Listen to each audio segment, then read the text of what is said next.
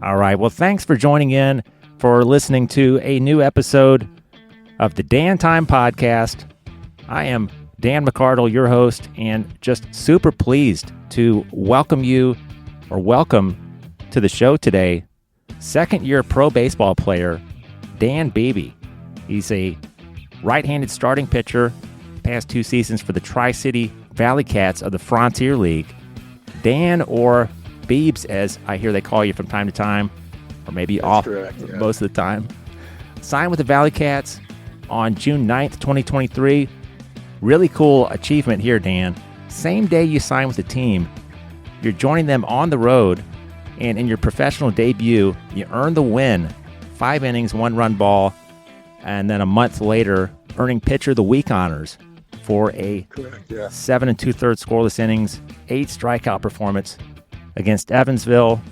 Dan's a graduate of Rutgers-Camden, later enrolled as a graduate student at Palm Beach Atlantic University, West Palm Beach, and during his time there earned Sunshine State Conference Pitcher of the Week honors for a 10 strikeout performance. Originally from Berlin, New Jersey, played for Coach Rob Chris there, earned all conference, all South Jersey team honors. The list goes on. Dan, really just want to welcome you to the show today. I'm a huge baseball fan and love to feature guys like you.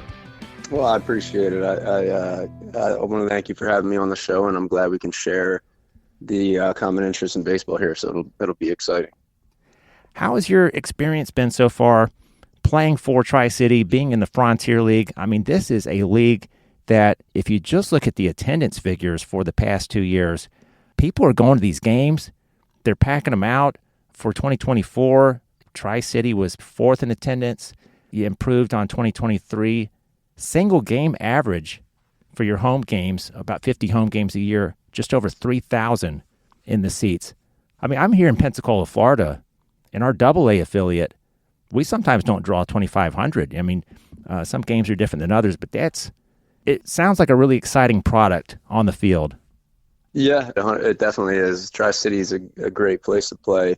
And I believe it's just, sometimes when it comes down to minor league baseball and independent baseball, it's about the location and the, how long the team's been standing. And Tri-City's been there for 20 plus years. So the fans, that's what they do in that town of Troy, New York. Not that there's not much to do, but, when there's a ball game, everyone knows about it. There's signs put up. Restaurants will have their deals after a ValleyCats game. If you went to a game, you get a free drink or, all that stuff. So it's more the community around there is excellent. And I think that attributes to why Tri-City draws such a good crowd. And also, Dan, I really love this about any of my guests who overcome adversity because everybody's faced with challenges in life, whether it's your home life, work life. People get injured. People get sick. And you've been dealt various blows across your playing career, whether it was in college, maybe in high school as well. But going back to your freshman year, I think you get injured in your first game, that wipes out that season. Can you talk about maybe some of those periods? I know the most recent one we'll get to earlier this year, but how you got through that in those early days, 2017, and then a couple years later. Yeah. Well, my injury history goes back way longer than even college. When I was actually 11, baseball's been pretty much my passion, and I've always loved being in the backyard playing wiffle ball, stuff like that. When I was 11 years old, actually in a game, I took a line drive off the head, and this is probably nowhere to be found because it's so long ago. Ambulance came, cleared me, passed all the concussion protocol. Later that night, I start puking. And they rushed me to the hospital, and actually I had a broken skull, internal bleeding, a bruised brain, and I had a seizure all that night from the line drive. And I think all the adversity that I had to deal with later in my career all stems from when I was 11 years old and in the hospital for 2 weeks, and they said, all right, he won't be playing baseball for the rest of this year. And crazy enough, and as crazy as I was as a kid, that did not stop me, and I was back on the field in about a month, just being a kid again. And I think anytime I've dealt with the adversity of injury, so freshman year of college, I tore my labrum in my shoulder, I just see it as like, all right, bring it on. Here we go. Like, let's see. This game wants to keep me down again. Fine. Let's see how long I can play it, and let's see how much I can overcome. So, I guess it's more of a testament to more of a comparison to life, and I take it as that as, I don't let the game have any power over me. So when these injuries come, I just see it as another bump in the road and something I can get through. And if I want to keep playing, then I'll keep playing and nothing else. Wow. Dan, that is incredible. And especially going back to that injury as an 11-year-old, I mean, your parents must have been pretty worried, and maybe Oh yeah. it was a life or death thing. I mean, really just a few inches either way, the way you described it. Some people don't pick up the glove again. They don't pick the bat up again. They go find something else to do. That's Yeah. quite remarkable at 11 years old that you continued playing after a scare like that. Yeah, it was a life or death situation. It really was. I I remember being in the hospital and people visiting me, and I was like, "What the heck is going on?" Like they really, and people and my teammates are crying, seeing me in the hospital. I'm like, "I'm good." I was like, "I'm all right." Like it's, but other people saw it as like, it was life or death. Me, it was just, and I was in a great hospital, and I was getting ice cream delivered to me when I wanted it. So it wasn't. It was kind of that positive mindset I always kind of kept. So. I'm inclined to say I love the story, but it's just, it's really inspirational. I don't love that it happened, but have you also had some coaches along the way? I'm sure you have, whether it be Little League, high school, that you still text with them, or they reach out to you, say, "Hey Dan, how's it going?" Or I've been following your line scores, or any people you still keep up with from back at Rutgers-Camden or Yeah, not so much Summer League. Rutgers-Camden.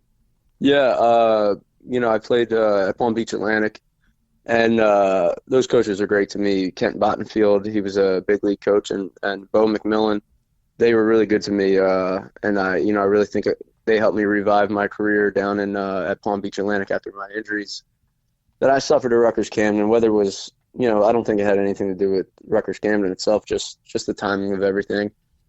I'll still talk to them, reach out to them, and I'd say that's about it. Yeah, Little League coaches. Some of the Little League coaches would be my friends' parents, so I still see them, and we'll talk about the good old days. But yeah, I'd say the coaches I still keep in touch with are my Palm Beach Atlantic coaches. So let's jump around a little bit. Sometimes people who listen to the show know that I kind of bounce all over the place here with the questions, and because you don't find out some of this stuff just online.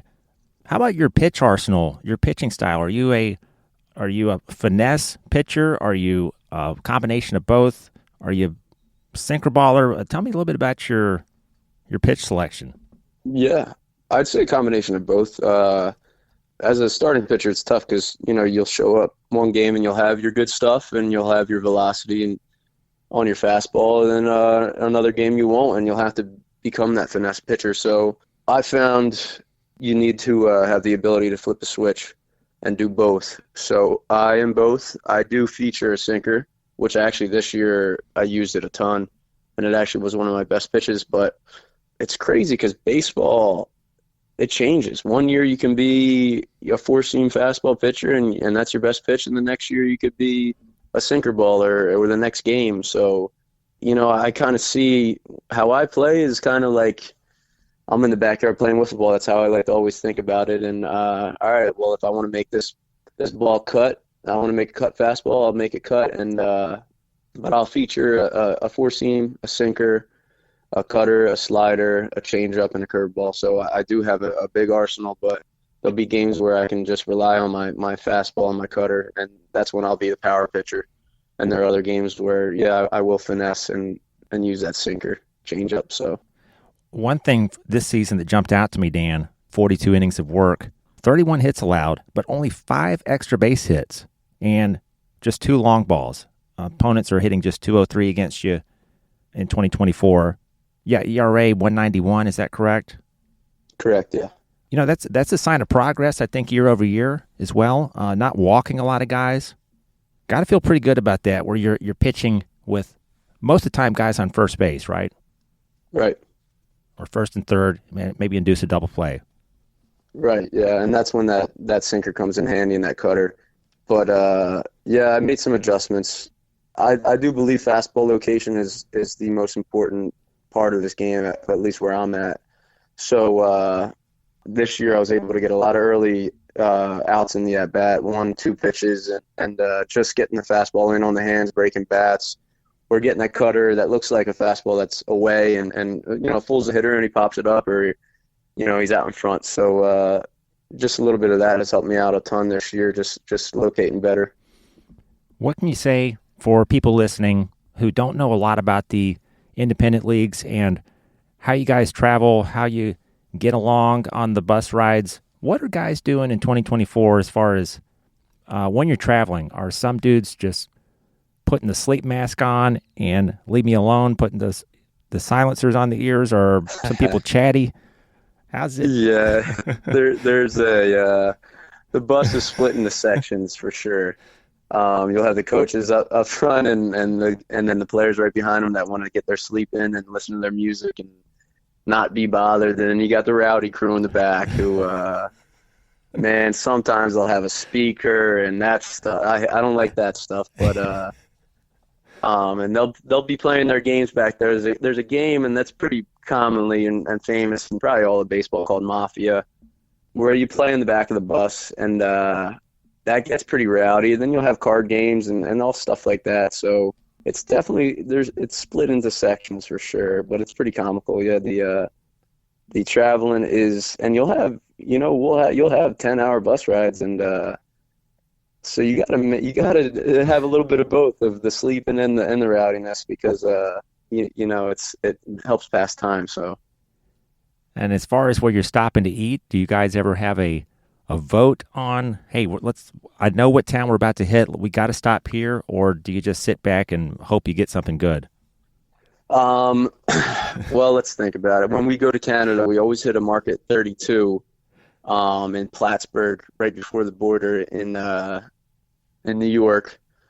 So we know we're going to hit that. And then most of the time, yeah, it's kind of a coin toss. You're hoping something looks good on the side of the road, and the head coach sees that, or someone sees that and says, hey, pull over here to the bus driver. But, there'll be times where we'll stop at a mall and we'll walk around for 30 minutes, an hour, and then you get a lot of options there. But yeah, sometimes it's a coin flip, and, a lot of guys try to keep a good diet, but when you're on the road, it's pretty tough.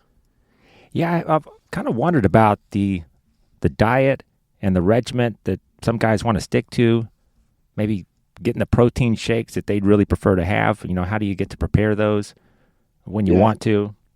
But I always admire guys who are playing and taking those long bus rides and keeping themselves in good shape and good spirits and having to deal with all the personalities. Oh, yeah. Because it's a mixed bag, I'm sure, wherever you play. And the Frontier League, going back to the success of this league, they're expanding next year. A couple more teams coming in. Mississippi Mud Crushers, way down in Pearl, Mississippi. Yeah. What kind of ride is that going to be? If you're still up in New York, and I think they're in the West. They'll be in the West Division or Western. Yeah. Well, hopefully, we flew to Chicago this year, so hopefully we'll have the funds, or it might even be cheaper at times to fly. So hopefully that could be flight down to Mississippi. And then I believe there's a team in North Carolina. That'll be a little bit of a bus ride. So I'm not sure, but in the Frontier League, you are allowed to fly. And I know in I think it's the American Association, you're not allowed to fly. So I think they're all bus rides. So hopefully, they can work something out. And especially with attendance going up, and there's independent teams that are really taking off with, I'm sure they're making great money, that, a lot of teams can be flying nowadays. But yeah, it's, if that bus ride is a bus ride in Mississippi, I'm sure that'll be, 17, I don't even know, 18 hours. Right. And then you're just praying to get some sleep in at that point. Yeah. Dan, where's your favorite place to play so far, or the places that you travel? Because I listen to, I don't know if you listen to baseball podcasts, but I really like the Book of Joe. It's Tom Verducci, Joe Madden, and they were talking on the latest episode about the home field advantage in particularly like the postseason MLB playoffs. That I think it was Madden saying, it's not the same as in the NFL or NBA. Baseball players can kind of channel some of that energy or some of the aesthetics that you like of different stadiums, and you're not intimidated like you are or some other athletes are. Can you speak to that? Or there's some places on the road that you just kind of get fired up to be there? Yeah, absolutely. And in the Frontier League especially, it's probably the best independent atmosphere to play at. But Quebec, the Capitals up there, they've won, I believe, 3 straight championships. That atmosphere is unbelievable. I mean, I don't know if they know, it's a French-speaking territory, and I don't know if they know much about the MLB, but I think they treat it like that is the MLB there. So when you go up there and play, I've struggled there because of the crowd, actually. My 2 starts I had last year, I did not have my command, which I usually always have. And I do believe it's basically because you have 6,000 people that are kind of right on top of you. That's how the stadium is built, singing Sweet Caroline the whole game. And then you have, when you're warming up, they have a beer garden right next to your bullpen. So you got about another 500 people trying to speak French to you. So right from the get-go, you're bombarded with attention and people, and the atmosphere is ridiculous. And that definitely plays a huge part in the Frontier League is Quebec. And you can see from people want to play there, number one. Number two, they have, they get the attention, the glory, everything you get as a MLB player at a smaller stage, obviously. And then they've won 3 titles in a row. I think 10 maybe in the last 25 years, something like that. It's something ridiculous. So that would be my favorite place to play. Although I've struggled there, it is still it makes you feel pretty special. So, Dan, when you are in a high pressure situation, when you got the bases loaded and you've got nobody out or one out, are you feeling the pressure internally, or are you still pretty steady, going through your motions and just trying to attack the hitter?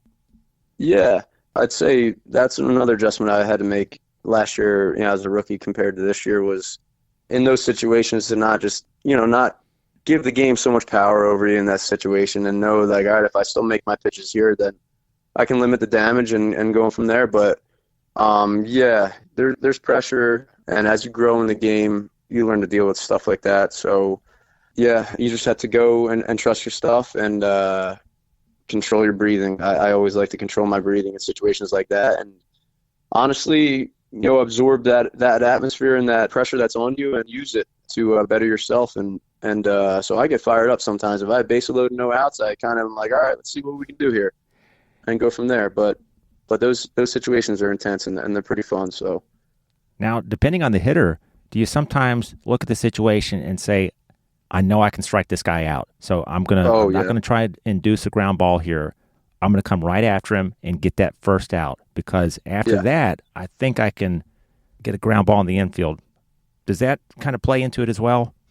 Absolutely. That's the first thought. As soon as you got bases loaded, no outs, first thought is, all right, I'm striking out this guy, and then I can have some breathing room. But yeah, you're going for a strikeout there, 100%. Dan, how about do you have a memory that stands out? Could be professionally, could be going back a few years on the diamond. What's your favorite experience so far? At Palm Beach Atlantic, this is last year. We were probably about one of the worst teams in the conference, and no one expects anything from us. And I had to start up against University of Tampa, who's the best team in the country every year. And it was just everyone shows up to those games in college, and because you're playing Tampa. And I went 8 innings of 1-run ball, and I went back out there for the 9th. And I think that was my favorite memory. Did not get the win, but I remember this kid hit a line drive right back at me, and I caught it. And I remember the dugout, the college dugout, which is ridiculous. What goes on in there. Was fired up. So I think that was my favorite memory, going up against Tampa and being such an underdog. Palm Beach Atlantic is not a successful program in Tampa. It is the most successful college program. And going 8 innings, 1-run ball against them, and that was pretty cool. And coming back out for the ninth, like you said. And coming back out to the ninth with that, but I think I had about 122 pitches going back out in the ninth. But then we did lose by 1 run, but it was all right. Yeah, I think as a fan, if a starter's pitching well and he's under 100 pitches, you don't know what his pitch count is, what kind of leash he's on, Right. but fans, want that guy to come back out for the ninth, and I bet it's a thrill now. It just doesn't happen like it did 30 or 40 years ago. Yeah, it's a different game now. Would you say without, I don't want to get you in trouble, but do the guys want to go the distance and they're just playing under the constraints of the system where, hey, I know I'm not going to be able to go more than 6 innings tonight, but I'd like to go 7 or 8, love to complete the game? Or Right. Yeah, it's all situational there. Playoff baseball, yeah, absolutely. You're laying it all out there. You want to go 9, you want to go 8, you want to throw 130 pitches. As long as you're throwing well and in a good rhythm, there's nothing that's going to want to take you out of that game. Earlier in the year, I think in today's day and age, you have to be smart. And but it's all, it's systematic nowadays. You won't have a lot of coaches that will let you out there for 130 pitches, because of all the injuries and all the Tommy John surgeries. So, but it really just depends on the situation. Playoff baseball, yeah, you're going out there for 9, and or you're going out there for 130 pitches if allowed. But otherwise, then it's pretty rare. well, let's. I kind of hate to wrap up because I feel like it's just getting good, but don't want to take all your time. What about fantasy football? Man, Do you play? Yeah, addicted. Yeah, that's my Love it. favorite. Probably my favorite time of year. Yeah, it's so much fun. How's what are we in week?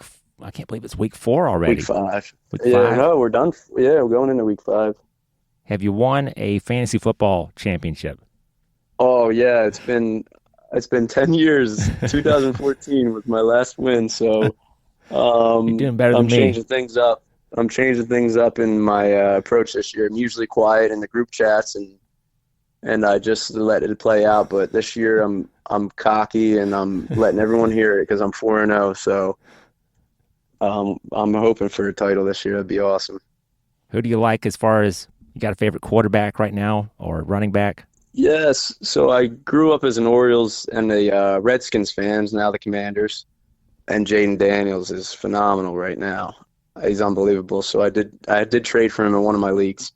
But I got Derrick Henry that's carrying my team in my main league. So I'm rooting for him every time the Ravens play. So Just a human wrecking ball.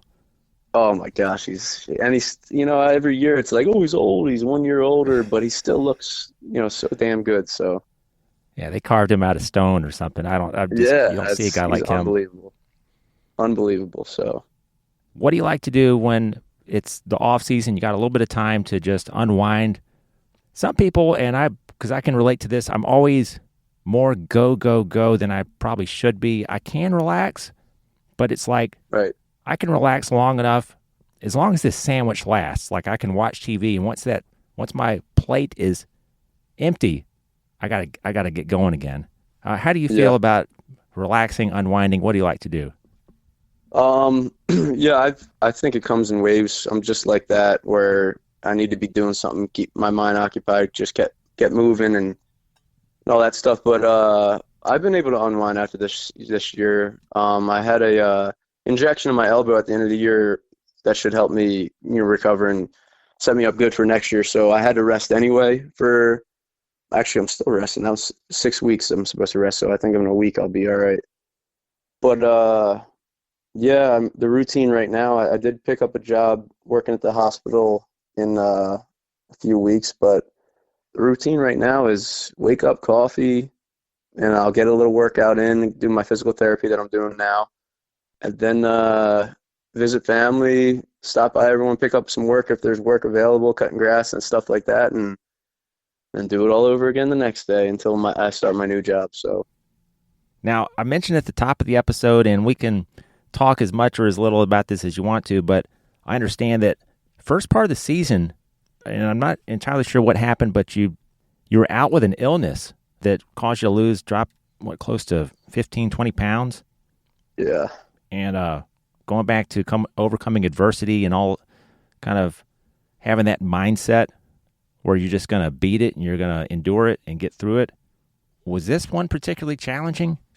Yeah, this one was, because the timing of it was pretty brutal. It was our first road trip in Chicago, and I don't know if I ate something or, I don't know what, but I couldn't get food down for about 3 days in a row. And when you go 3 days with pretty much nothing in your system, you lose all that weight you put in the off season that us baseball players try to do, because in season, we're going to lose a little bit. Kind of went away, and I was like, oh man, I don't know how I'm going to get this back, but yeah, that was tough. I had a little forearm injury then and the sickness at the same time, and I was like, oh man, to start my season. But I don't even think I missed a start then. I think I pitched through it for 1 or 2 starts, and then I realized that I needed like a week. I needed to rest for a start to get eaten and resting and put some pounds back on, because I was losing my velocity. I was losing my strength. My recovery was not as good. So that one was particularly tough earlier this year, but we made it through it. So. Well, Dan, I can't thank you enough for your time today. It's been a fun conversation for me. I hope it has been for you as well. And absolutely, yeah.